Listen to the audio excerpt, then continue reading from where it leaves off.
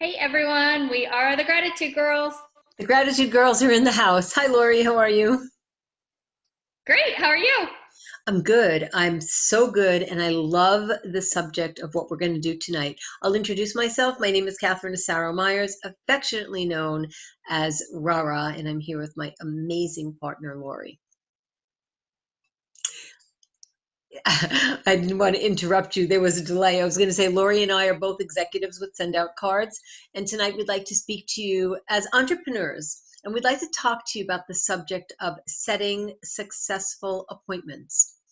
We're all doing that these days. We're setting more appointments probably than we did before for virtual meetings.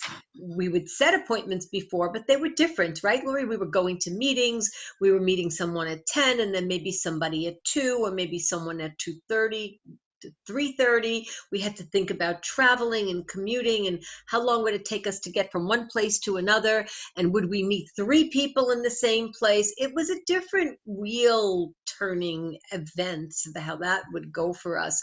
I would say, well, I'll be there at 9 o'clock, why don't you come and meet me? I try to have a few appointments in one place. That took a certain skill set. But now that we do everything virtually, well, we don't have group meetings. It's not like having a coffee, like, oh, let's all get together and have that tea. We actually have our focus time with Zoom and our client or our prospect or our friend. But I wanted to talk about setting a successful appointment because they're one on one. I have probably had more one on one meetings in the last 6 months than I've had in the last 6 years. I don't know, maybe I wasn't very busy before, but these one-on-one meetings for 30 minutes, you wouldn't meet someone just for 30 minutes before. You would spend a little bit more time. I mean, maybe it was lunch or it was dinner, and you might be tired at the end of the day, and then you'd have to make those phone calls to catch up with people. But let's talk about some tips. Would you like us to go back and forth on how we create successful appointments? Sure, yeah, that would definitely work. Yeah, so my first tip is just confirming. So, every day I would send someone a Google Calendar link and make sure they accept it.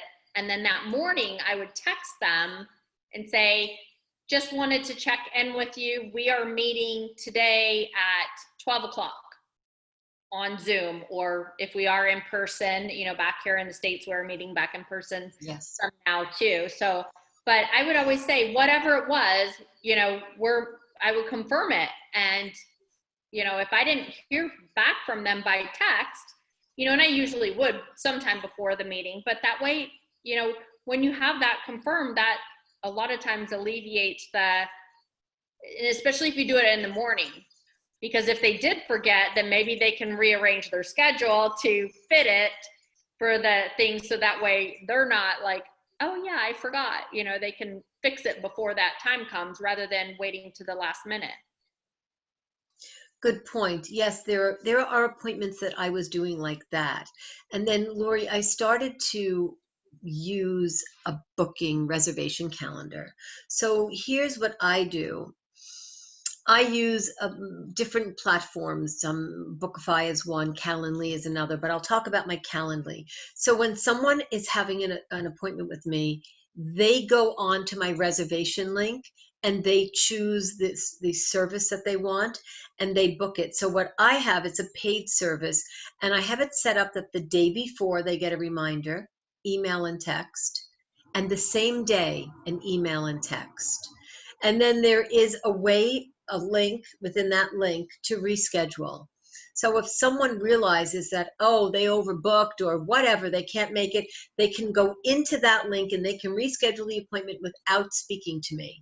I am getting notified as it's happening. So for me, one of the successful, and just like what you're saying, Lori, texting in advance. So this Calendly does all of that for me because I might be rolling out 6 or 7 different types of appointments. And if I'm doing some manually and some are happening on my reservation link, one one hand will not know what the other hand is doing. That would not be a good thing.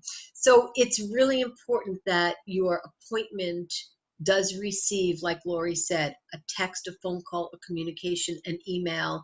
And like Lori said, that they would accept it. So in my Calendly and Bookify, it's accepted. They're booking it.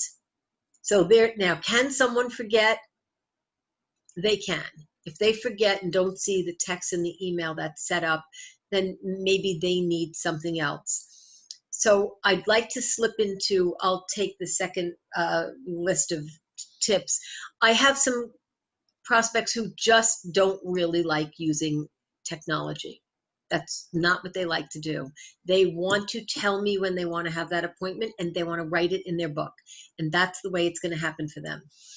I go into my Calendly link as if I'm them, and I book the reservation. I ask them for their email and their phone number. They don't have to acknowledge it, but I put it in so that it's in my electronic calendar, and I just pretend I'm them, and I write it, fill in all the questions and answers. And I explain to them that they're going to get that, and then they can do what they want with their paper book. So I still can work with someone who is not tech savvy or just doesn't like it. I'm them. That's my second tip.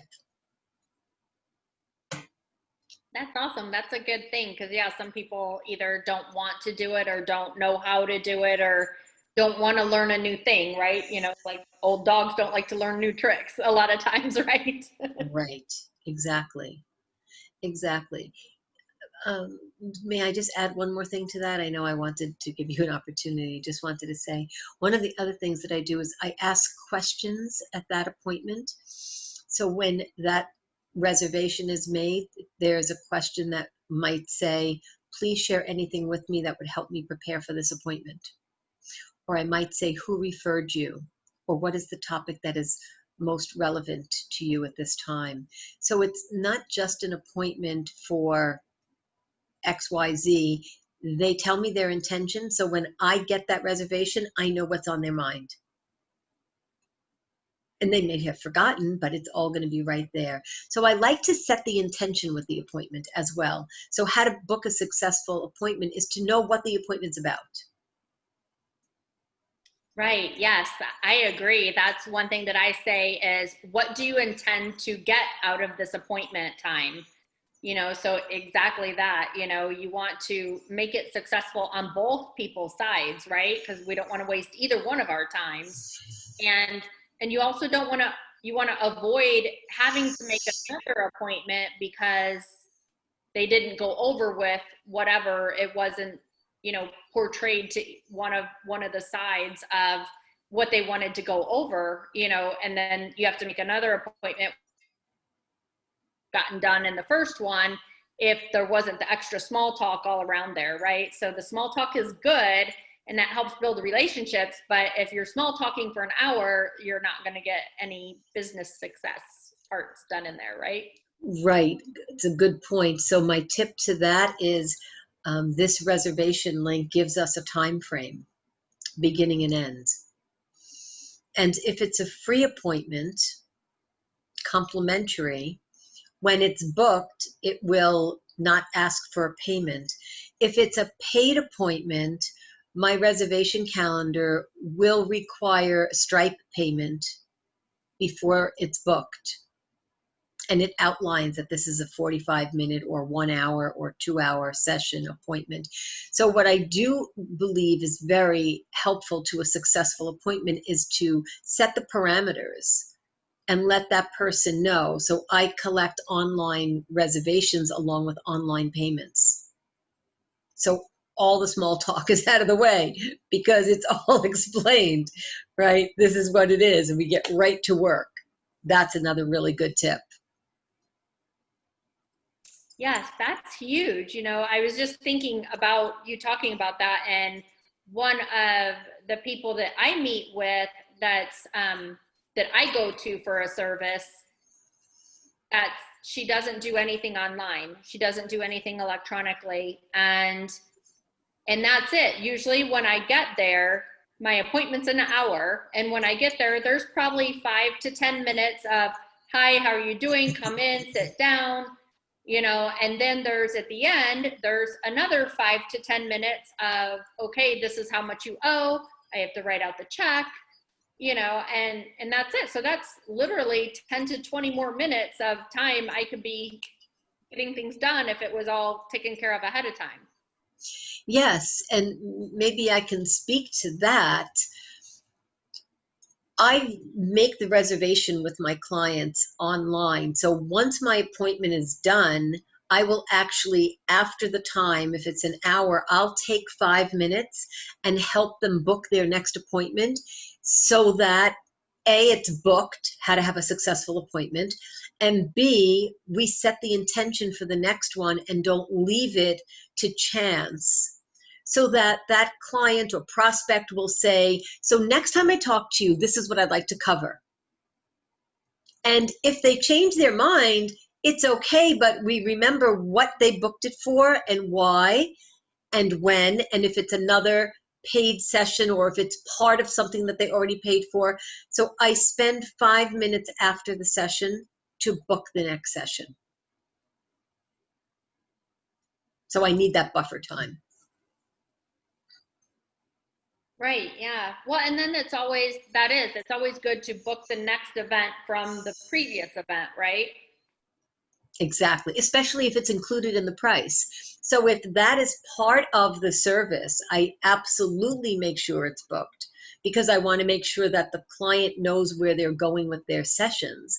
And if it's not part of it, if it's a one-off sort of appointment, we book the next one because there's always a reason for a follow-up and if it's part of that session or not. So how to book the successful appointment is to actually book it, to stay with the person, give them away. Like you say, you go and you pay someone and you leave, and then how do you book the next one? So I believe that we can bring all of the tools to the game and then use the ones that best suit the client and then actually still have it suit us. So if we're using a Google Calendar like Lori's talking about, when she wants somebody to acknowledge it and accept it, if they don't, that means that there's no appointment. They need to accept that. You need to accept that appointment with Lori. And if you don't, she doesn't assume that you're going to be there. So that's the step. So I think to have a successful appointment is to let our clients know what to expect and how we book, how we make reservations.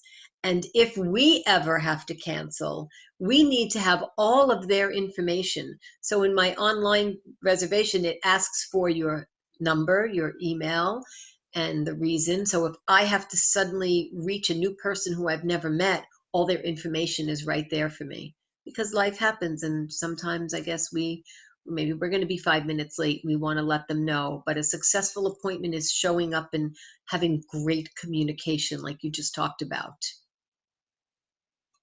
Yeah, definitely. And I was just thinking from what you just said on that too, is having all their information, because like I've had clients email me to change an appointment before, and I always follow up with text. And like for me, I mean, a lot of people do check their email 10 times a day, whatever. I'm one of those that I have no notifications on my phone. So even the texting doesn't pop up, but I do check my texting more often. But emails, I rarely check my emails on my phone. I can, and if I have to, I will, but I rarely do because the same thing, I set my schedules of what I do, and I only check emails a couple times a week. And it's a very short time. And so if our appointment's tomorrow and you send me an email tonight, I'm not going to get it, right? Because I have set times when I check my emails, and it's not very often, but that's the way I work. That's the way I choose to do it. So not everybody checks all their stuff all the time. Some people send me a message on Facebook or Instagram, and I check those even less often. Exactly. You're conducting your business not as a social aspect, it's business. When you set your appointment, you show up. So if someone is looking to see how many appointments they can set and who they can shift, yours is not one of them. Yours is not the appointment that gets moved. And I love that.